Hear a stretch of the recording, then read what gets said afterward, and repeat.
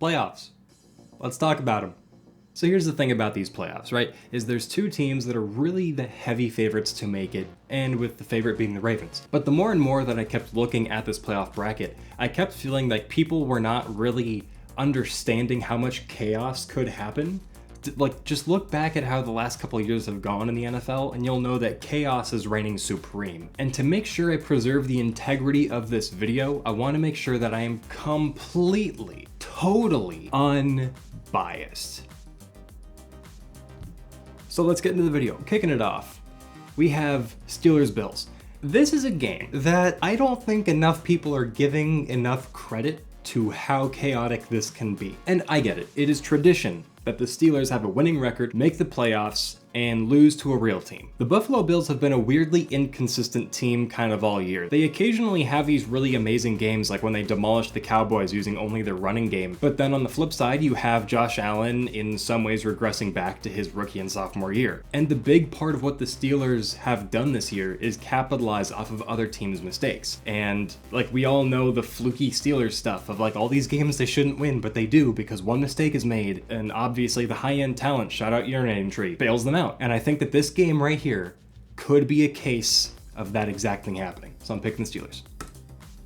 And next we have the Miami Dolphins versus the Kansas City Chiefs. This game is pretty cut and dry. I know that like literally a minute and a half ago I pitched this as like, oh, we're gonna find the chaos and all these teams that can't win are going to win and all that nonsense. But this game right here is, last I checked, the wind chill is going to make it like below 30. The Dolphins are not doing much. Tyreek Hill might have a good game, but I don't think it's enough to offset the Chiefs working in their element. This Kansas City Chiefs team is not exactly the team of old, and by old I mean anything more than like one season ago. But despite their mortality, which I do think catches up with them later, I have them winning.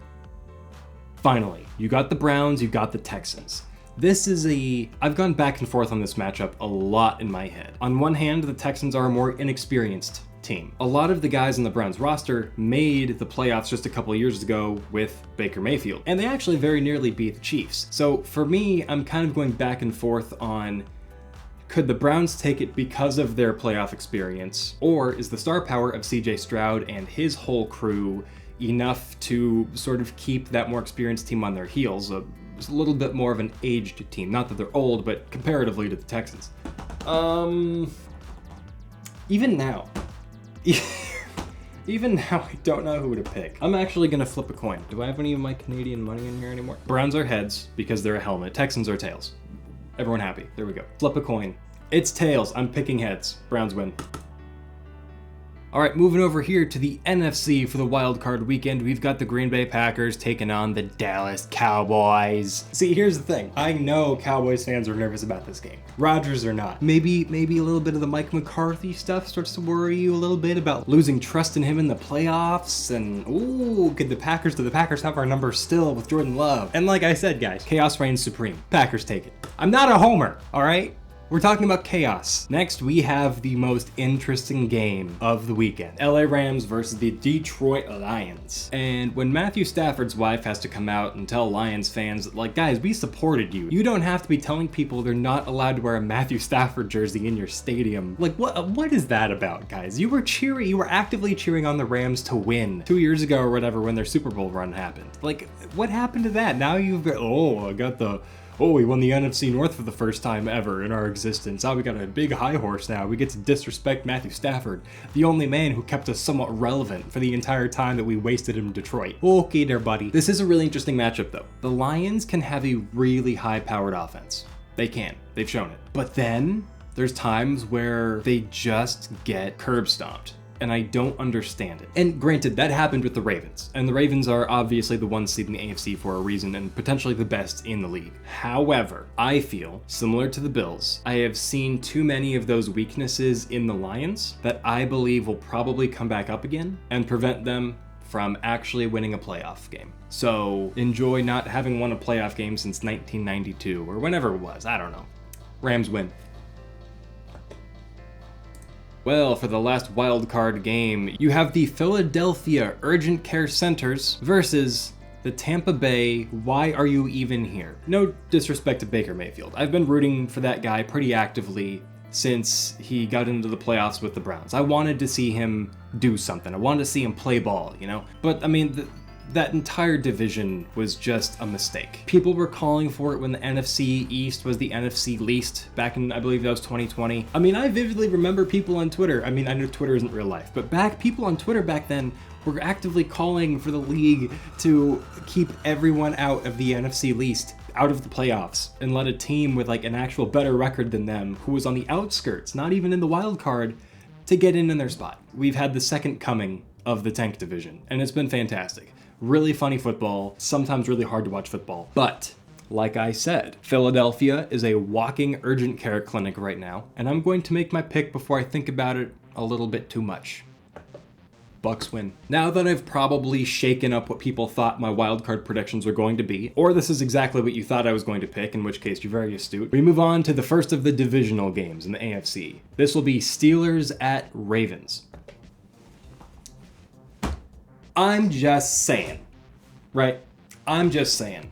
Steelers, not a good team, but they've kind of got the Ravens number, and they give them a fight almost every time they play them. And like I said, guys, this right here, this is a chaos playoff bracket. Upset of the year. Steelers win. Plus, if I'm wrong, people come back and they comment, and it gives me engagements, and it boosts me in the algorithm. So I'm really hoping that this does numbers. Second game of the divisional round. We got the Browns taking on the Chiefs. This one, I think, this is where Kansas City's mortality catches up to them. I think that Joe Flacco gets into even more of a groove. He gets into playoff form. And like I showed you here, I am robbing the NFL of the Joe Flacco Ravens revenge game. Browns win. Now we shuffle on over to the divisional round of the NFC. We'll handle that one last. Rams versus Bucks. Now, here's the thing. It's being played in Tampa Bay. I don't know why I'm spending so much time on this. Rams win. Okay, now we get to the main event. The one that, obviously the game I feel no strong feelings about. The Green Bay Packers going to San Francisco and taking on the 49ers. A team that, as we all know, has long since been the thorn in our side. Rodgers couldn't beat them when it mattered, because if Jordan Love loses, people are going to go with the narratives of, he learned from Rodgers, so he learned how to lose to the 49ers. I'm getting out ahead of that joke. Got it? But this Packers team is different. This Packers team has a quarterback who is playing the system that LaFleur has designed. Jordan Love, in these recent weeks, has been showing less and less and less of the Rodgers hero ball that really has been killing the Packers the past 2-3 seasons. San Fran does scare me, though, because they are a good team. However, I think that this is one of the first times in the past couple of years that the Packers offense can actually stand up to this Niners defense. You know it's happening. You know what's happening. Packers win. Now this is really where the chaos is really starting to reign supreme, you see. we've got the Browns and we've got the Steelers. They don't call him Elite Joe Flacco for being anything less than elite. Browns win. Now we have to handle this little thing over here. Green Bay and the Rams. Green Bay going to sunny Los Angeles, California to take on the LA Rams. Now, I live in Southern California, and honestly, if the 6-seeded LA Rams can host a playoff game against my Green Bay Packers, don't care how broke I am, I don't care what I need to make the money. I'm making the money, I'm going to that game. NFC Championship, Green Bay and the Rams. Packers win. There's your Super Bowl right there. Browns, Packers. Two very different teams. One team that really hasn't won a Super Bowl in the Super Bowl era.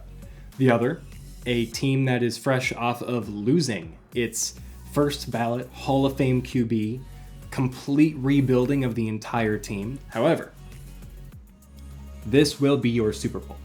Browns, Packers. Book it. Come back here, tell me I'm wrong when I'm wrong. If I'm wrong. Not when. If I'm wrong, which I won't be. Browns, Packers. Let's see what the almighty coin says. Browns, heads. Packers, tails. Flip a coin. It's heads. Packers win. Go Pack go, baby. Go Pack go. Put money down on this. Can I put money on this? Hang on. Yeah, ESPN or something. I can win like 70K from this. Not bad. You saw it here first, though. You saw it here first. Okay, well, thanks for tuning in to our very special sports program of predicting the 2024 NFL playoffs. You've been great. I've been mediocre. And that's a wrap.